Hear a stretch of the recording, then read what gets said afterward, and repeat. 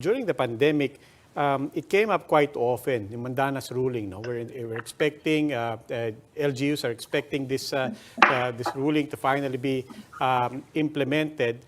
How does that affect the things that the national government will have to spend for and prioritize as you scrutinize the budget?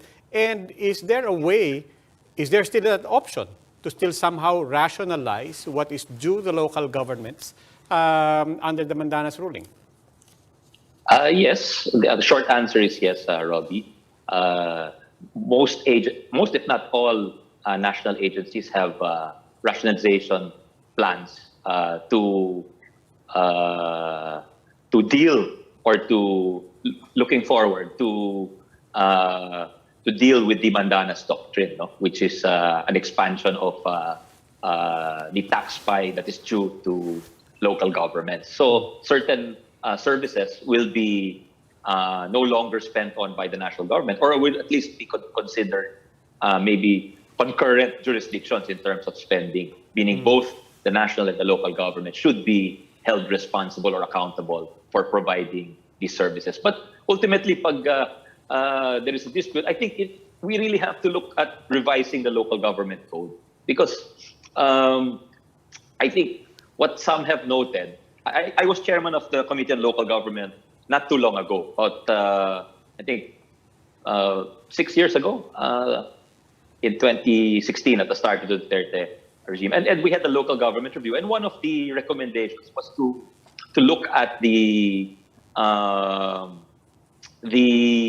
division of the ERA, or the Internal Revenue Allotment, which is how the national taxes are divided up among local government units. Kasi ang finding ng ibang eksperto namin on local government was that the rich seem to be getting richer, meaning the rich LGUs, cities, first-class provinces, they seem to getting, if you look at their performance over time, because they get that revenue, they're able to become richer, and we cannot take that against them, because that is something that like a municipality aspires to be a city, because it will get a bigger share of revenues. So I think there has to be a greater emphasis on